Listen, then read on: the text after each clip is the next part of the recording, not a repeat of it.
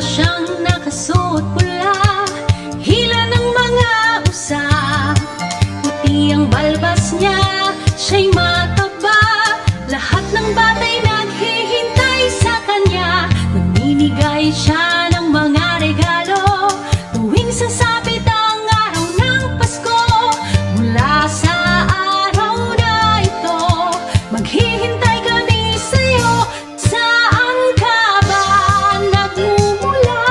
Sana doon kami isama mo. Nais naming makita kung paano ginagawa mga regalong pinamimigay mo.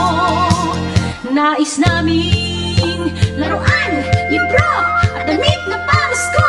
At maraming salamat sa regalong ito.